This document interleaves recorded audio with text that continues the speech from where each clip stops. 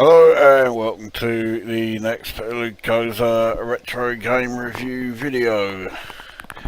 And for this one we are going way back to 1982, which is the year that the Commodore 64 first went on sale. So this must be an extremely early game. It's got to be one of the first games released for the Commodore 64. So this is Choplifter, which was released by Broderbund Software, and well, as you can see, by Dan Gorlin and Dane Bigham. I doubt I've said that right, but there you go. This is actually a conversion of the Apple II original.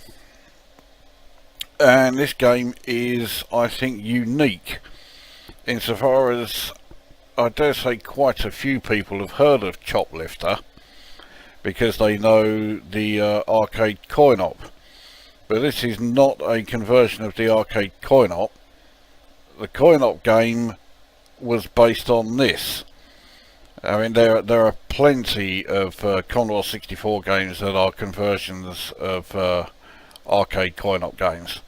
But this is the only one I know where the home computer version came first and the arcade coin-op was based on said home computer game. So I could be wrong, there could be others, but this is the only one I've ever heard of. So this game, I think, originally was released as a cartridge game. And then later on it did get a re-release on cassette, so presumably there was a disc version anyway. I've only got a tape image here. I don't know why it was released as a cartridge game, because there's no multi-load or anything. I mean, games didn't have multi-loads, I think, in these days, not in 1982.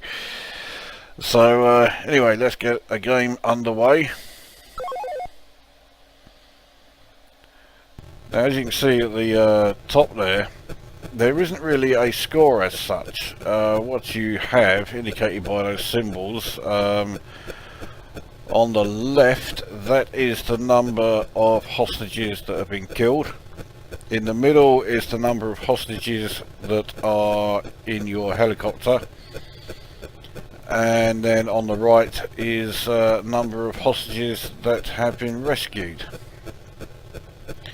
So let's I actually spend quite a bit of the first level just flying around like this, because you need to be able to drop bombs and destroy these tanks.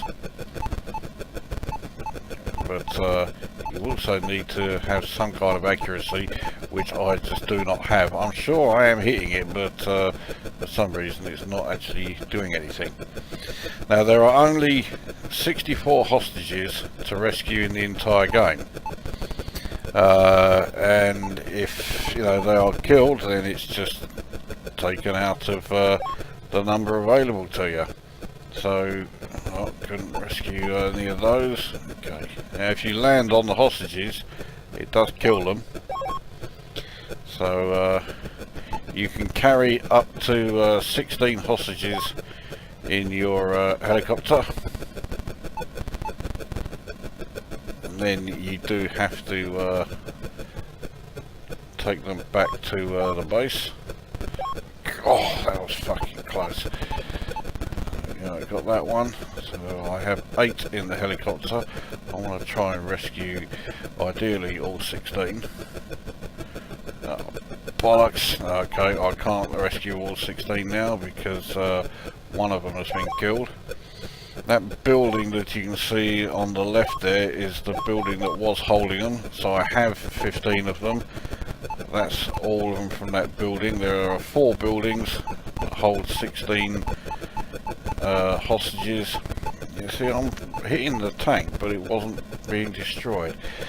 So fuck it. Right, let's take these lot back.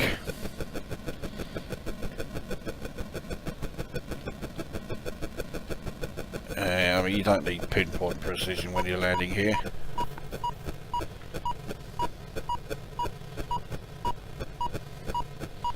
Alright, here we go. So that's 15 of them saved. Now it gets a bit more tricky, because as well as the tanks, there are these aircraft that you just saw one go past there, and they fire missiles and they move fucking quick. Okay, we'll try that again. You get 3 lives. And fucking hell, I don't know how I managed to get through there. So you do, I think, need to blast the house so that the hostages can get out. Oh, fucking hell. I don't know how I managed to fucking survive that. Alright, so let's get down and hope that that aircraft misses. No. Well, that's 2 hostages killed, because one got in my helicopter just before I was then destroyed. So I always have a hard time with the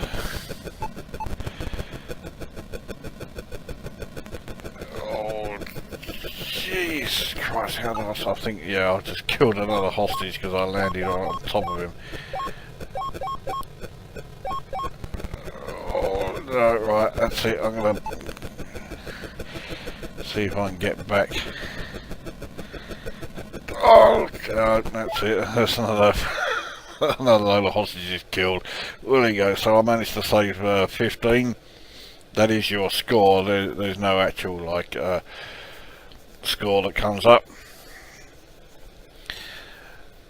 So, well, there we go. Right, let's have another game then, and we'll get the review underway.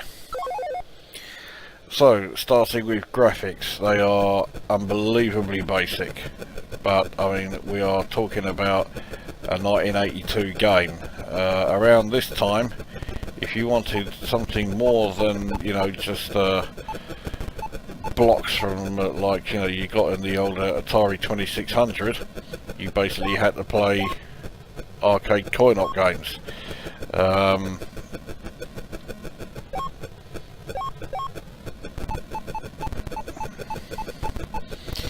So yeah, although the graphics are extremely basic,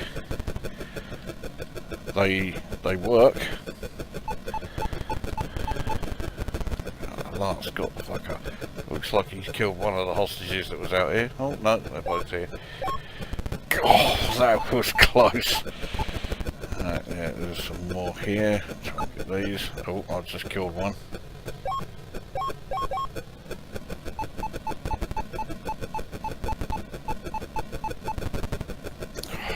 Trying to destroy this fucking tank. There we go.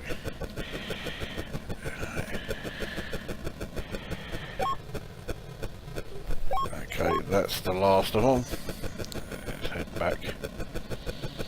So yeah, graphics are extremely basic, but I mean, for 82, I think they look perfectly okay. You know, you're not going to get state-of-the-art, you know, graphics from a Commodore 64 game released in this particular year. Audio, there is no music at all. Oh, fucking hell.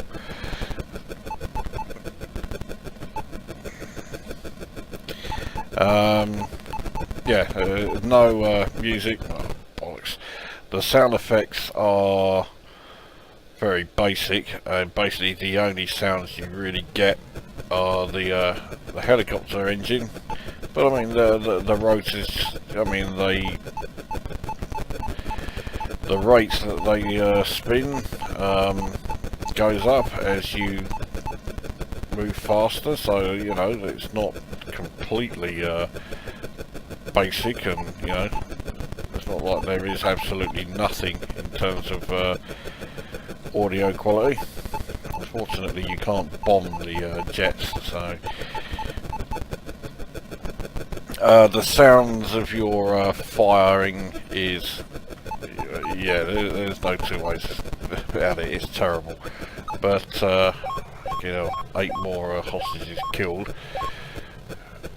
Right, let's try and get out of here. And yeah, we're down again. Right, so last life. And so on to gameplay. I mean, it's a playable game. I mean, it's you know, the controls are just the same as the arcade coin-op that came along. So it's not like the coin-op was doing anything else, you know, extremely advanced. It was doing exactly what was in this 1982 game. Oh bollocks! I got shot by the tank while I was still down.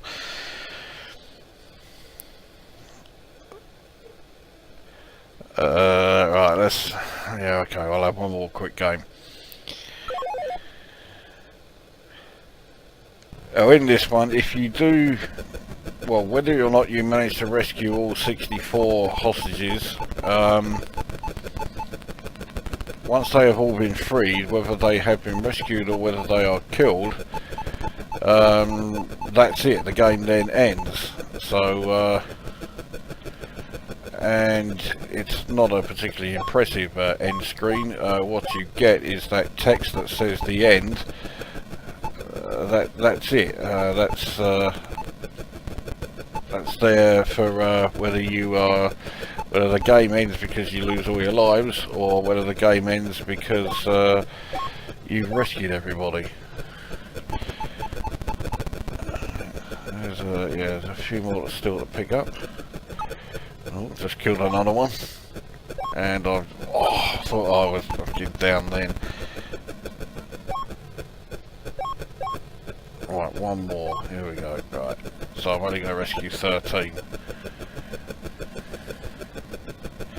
But that is still 16 accounted for, so there is still only 48 left to get, and once those 48 have either all been killed or all been rescued or a combination of the two, then say it's game over. Once you land and the survivors get out, you just get the end message, and that's the end of the game.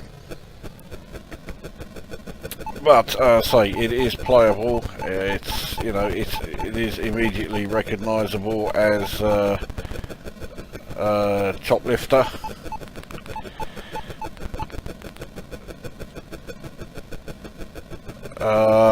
But yeah, I mean, a very basic, very simple game.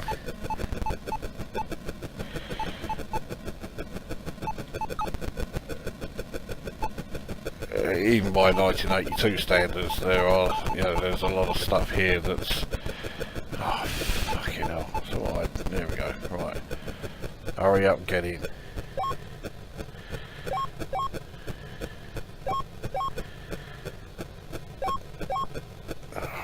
Oh, Jesus fucking Christ. Okay. Bollocks, I thought that. Right. Oh fucking hell, every time I get one tank, another one comes along, and now another fucking jet is here. Right, there we go. And so now another fucking tank. In fact, another fucking 2 tanks. Right. Hurry up and get in. Right, okay. That bloke has been left behind. I mean, yeah, well, they're all dead anyway now, so...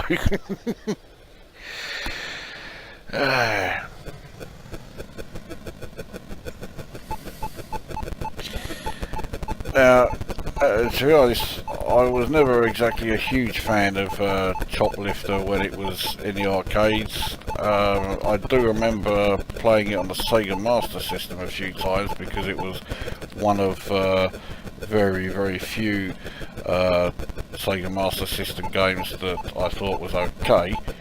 Largely because most of the others that I played were really shit conversions of Sega Wireboard games, and yeah, the Master System was just never going to do a decent job with those. Right, can I rescue more than 13? Oh, that was fucking close. I have a feeling the answer is going to be a resounding no. You know, looks like I have. Alright. So that is 32 dealt with one way or another, and now we've got that, whatever that fucking was.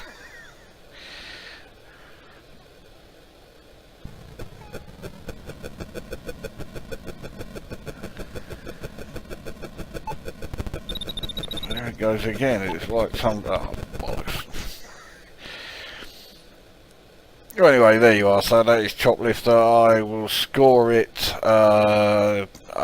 out of 10. I mean, the fact that it is so basic means it's aged about as well as my hairline, and it's, you know, it's probably not going to have more than more than novelty value. Although you notice that the border, it's more than one colour. You didn't see that in very many games, and here we are, 82, just a few months after the Commodore 64 was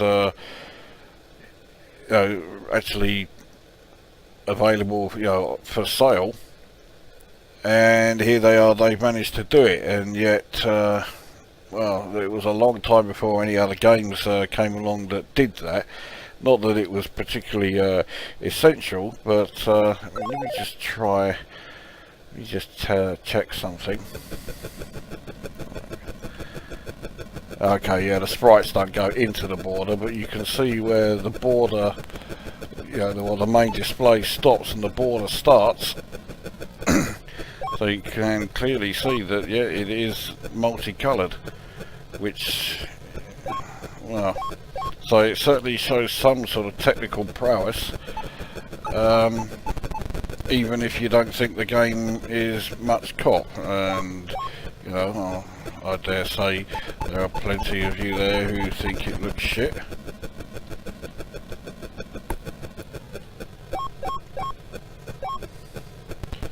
Oh, fucking hell, that was close. Right, now, hurry up. One more, that's it, right. There's always 15 I get. There's always one who goes and gets himself killed. It does look like I'm rescuing Americans, so that would explain why they're so stupid.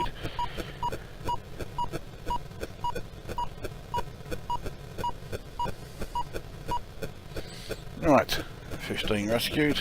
Off we go. So I've already forgotten what score I gave this. I mean, I'll give it 5 out of 10. It's, you can't say it's a terrible game, because let's face it, the Choplifter coin-op was popular enough at the time. So this must be doing something right. Oh, bollocks.